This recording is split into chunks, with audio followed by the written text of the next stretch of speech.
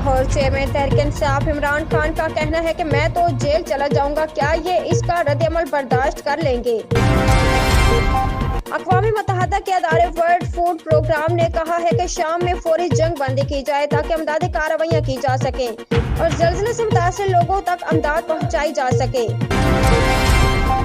Lahore high court نے election commission کو 90 روز میں پنجاب میں الیکشن کرانے کا حکم دے دیا ہے۔ لاہور چیئرمین تحریک انصاف عمران خان کی رہائش گاہ کے باہر سے مسلح شخص کو گرفتار کر کے پستول برآمد کر لی گئی۔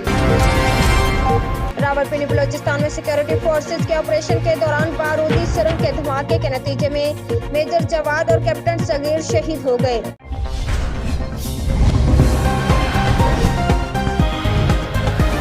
خبر شامل کرتے ہیں قاضی احمد سے۔ بیورو چیف سندھ سائی بخش لاکھو کی رپورٹ کے مطابق قاضی احمد کے نواحی گاؤں راجو خان مری میں پیپلز پارٹی کے رہنما یوسی مرزا باغ کے چیئرمین بہار خان مری کی جانب سے سندھ کے قدیم ثقافت مچھ کچہری کا پروگرام منعقد کیا گیا۔ مچھ کچہری میں پروگرام میں تمام مکاتب فکر کے سیاسی و سماجی علمی ادبی و باصلاحیت افراد نے بڑی تعداد میں شرکت کی۔ پروگرام میں شریک مہمانوں کا کہنا تھا کہ مچھ کچہری بیٹھک گفتگو ہماری قدیمی ثقافت اور تہذیب کا ایک اہم حصہ ہے، جس میں ہم نہ صرف گپ شپ کر کے اپنا دل بہلاتے ہیں بلکہ اپنے دکھ درد ایک دوسرے کے ساتھ بانٹتے ہیں اور ان سے گفتگو سے ہمیں سبق اور سکون ملتا ہے۔ بڑوں کی ایسی بیٹھک میں بیٹھنے سے اور مختلف خیالات کے لوگوں کی باتیں سن کر ہم اتحاد اور یکجہتی کا سبق سیکھتے ہیں۔